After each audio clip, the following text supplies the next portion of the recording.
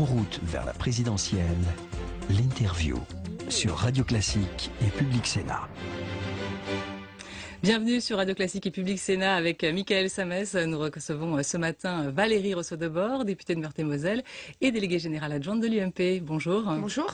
Alors, beaucoup de questions à vous poser ce matin. L'emploi, d'abord, les plans sociaux qui se multiplient au Crédit Agricole, ou encore chez PSA Peugeot Citroën. Alors, la direction a prévu 1900 suppressions de postes en 2012 en France. Les sites de Sochaux, Aulnay et Rennes sont particulièrement touchés et les syndicats d'Aulnay ont écrit même au président de la République, Nicolas Sarkozy, pour qu'il assure les emplois du site jusqu'en 2016. Vous souhaitez qu'il s'empare du dossier et que peut-il faire finalement ?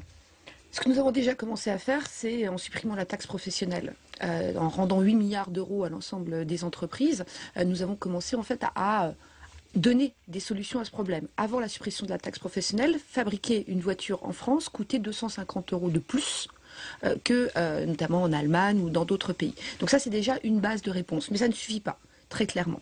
Il faut absolument que nous soyons plus productifs, plus compétitifs, notamment par rapport aux charges.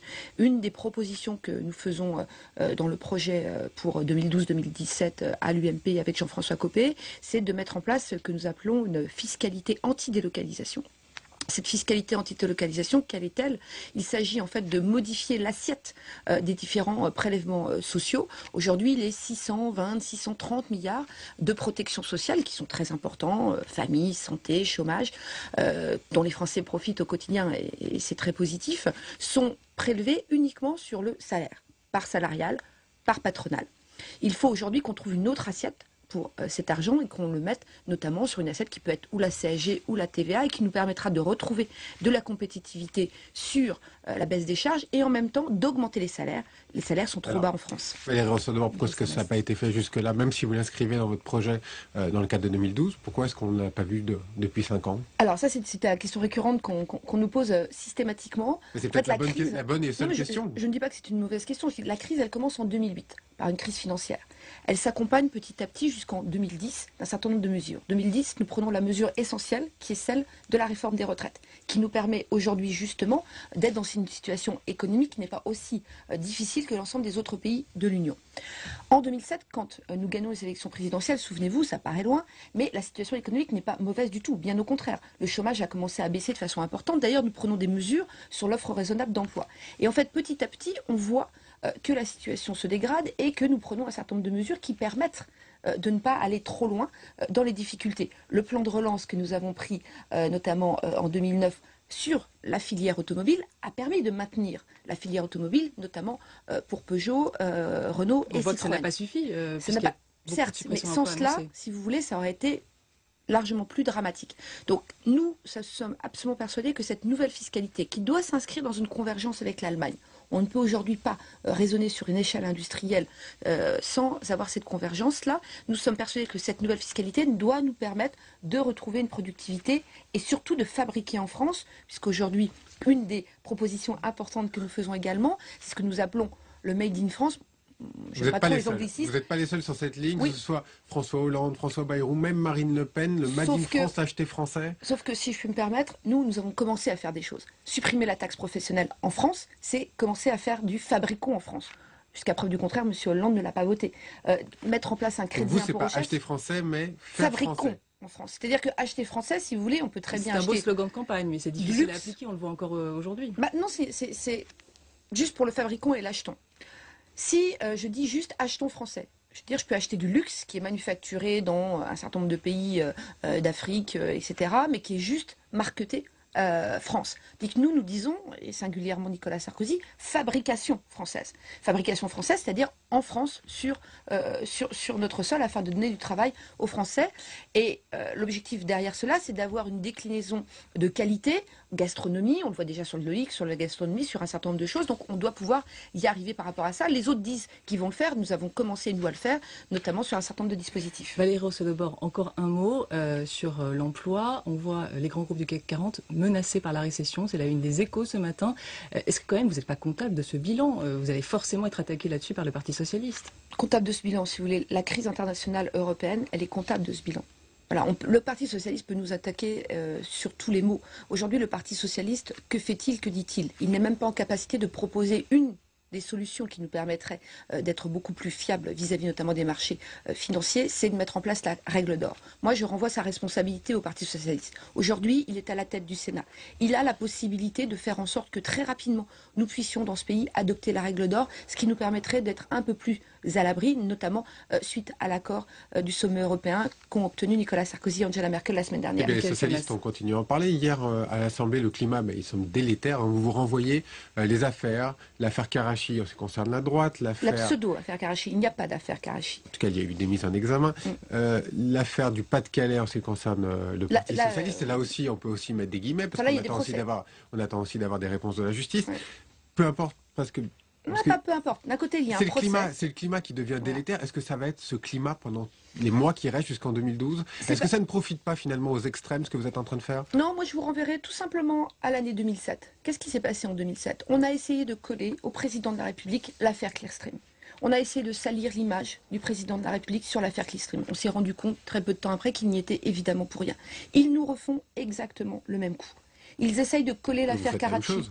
Ah non, si vous voulez, l'affaire du Pas-de-Calais, il y a un procès en cours. Le maire d'Hénin-Beaumont attend son procès. Et c'est ce monsieur qui attend son procès qui lui-même a indiqué une filière de financement. Ce qui est complètement différent. Là, on essaye d'accoler le nom du président de la République à une affaire où jamais son nom n'a été cité. C'est comme si demain je vous dis, monsieur, vous allez acheter un pain au chocolat tous les jours chez votre boulangère. Vous connaissez votre boulangère, donc forcément, si votre boulangère pique dans la caisse, c'est vous qui piquez dans la caisse. Quand Claude Barthelone dit hier dans les couloirs, Sarkozy nécessairement au courant d'un financement occulte de la campagne d'Édouard Balladur, vous lui répondez quoi ? Diffamation. Donc, vous allez attaquer ?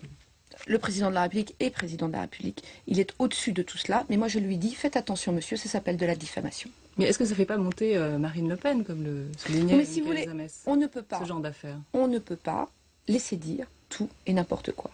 On ne peut pas laisser salir le président de la République ainsi. Il y a un moment où cela suffit.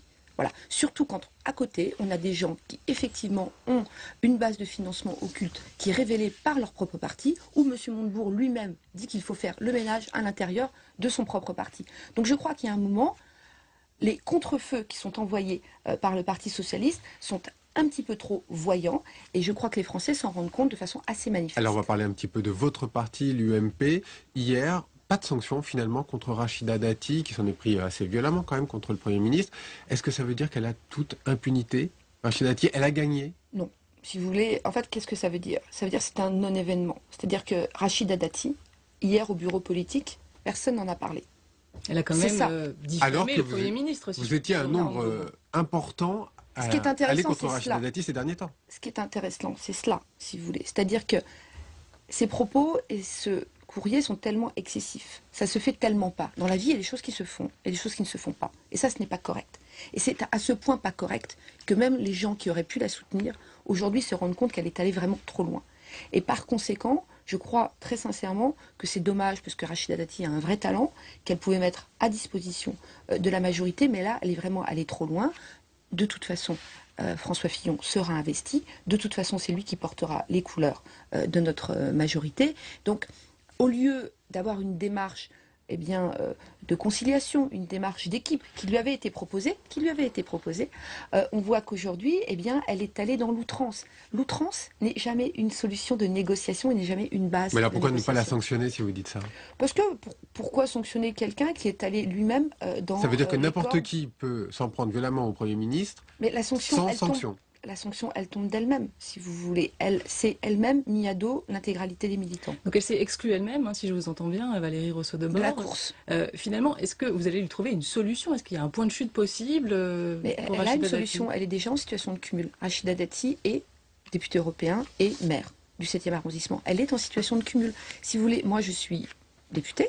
Et je suis adjointe au maire. Je suis déjà en situation de cumul. Je fais partie des gens qui considèrent qu'en fait, c'est bien que les mandats soient exercés jusqu'à leur fin. C'est-à-dire que quand on a voté pour des gens, c'est bien qu'ils exercent leur mandat. Rachida Dati est député européen. Mais pourquoi Jean-François Copé n'a pas frappé du poing sur la table et il n'a pas exclu du parti mais il n'y avait pas de raison de l'exclure du parti.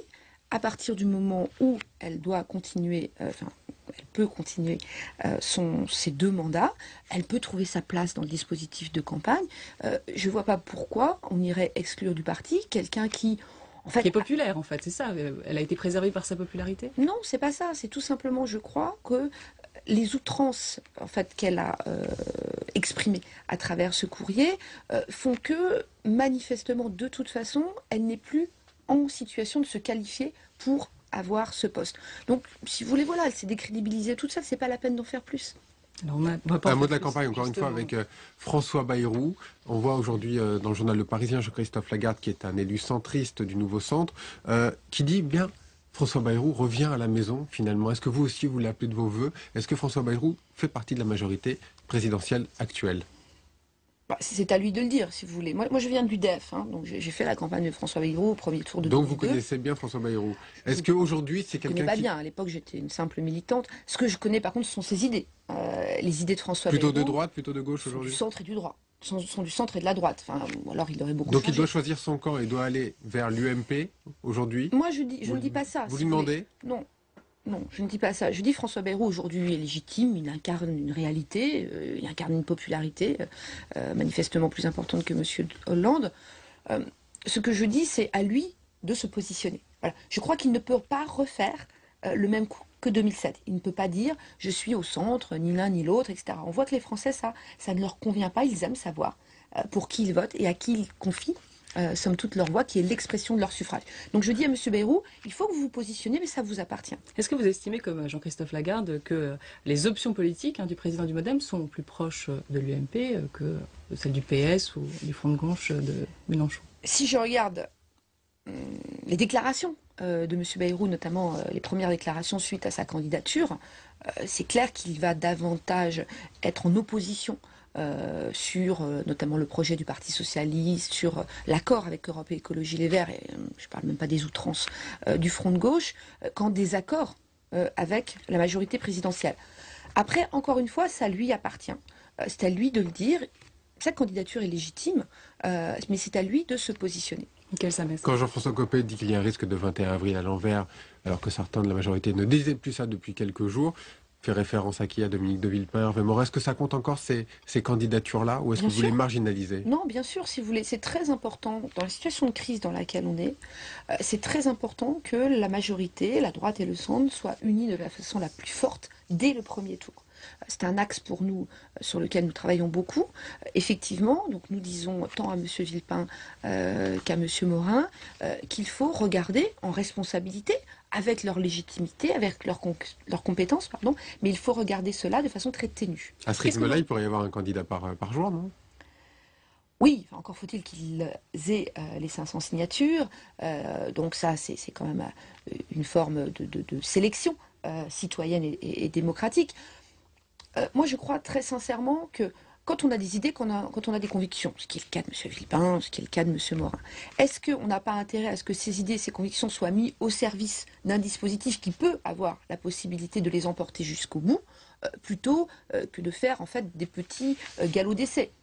C'est un point de vue. Valérie Rousseau-Debord, 1 minute pour conclure. Sur un sujet intéressant ce matin, on voit que 55% des Français sont pour un gouvernement d'union nationale dans cette situation de crise que l'on traverse. Un sondage CSA pour 20 minutes. Et chez les sympathisants de droite, cette proportion est même plus importante. Il y a 63% des sympathisants de droite qui plébiscitent ces solutions. Vous êtes d'accord? Nous l'avons proposé au Parti Socialiste en leur proposant de voter la règle d'or. Mais ça ne va pas jusqu'au gouvernement d'union nationale. Mais c'était déjà, si vous voulez, la première étape. Dans une situation effectivement extrêmement difficile, alors que tous les partis de gauche ont voté la règle d'or, l'Allemagne, l'Espagne, ils ne sont pas au pouvoir en Allemagne, mais ils ont voté la règle d'or. La main que nous avions tendue au Parti Socialiste, et très sincèrement, je ne pense pas que M. Hollande se serait décrédibilisé vis-à-vis des élections présidentielles, la main que nous avons tendue, c'était exactement celle-là. C'est la main qu'a tendue l'élection, le Premier gouvernement ministre. d'union nationale ou pas? Après l'élection, si vous voulez, le système de la Ve République fait qu'en fait, on choisit un dispositif qui est de majorité qualifiée. Donc, il n'y a pas de raison dans l'absolu de faire cela. Mais en amont, et notamment par rapport à la crise, ça nous semblait important de le proposer. Ils l'ont refusé. Eh bien, merci Valérie Rousseau-Debord d'avoir été avec nous ce matin sur Radio Classique et Public Sénat. Et nous reprenons nos programmes respectifs sur les deux antennes. Très bonne journée à tous. Merci.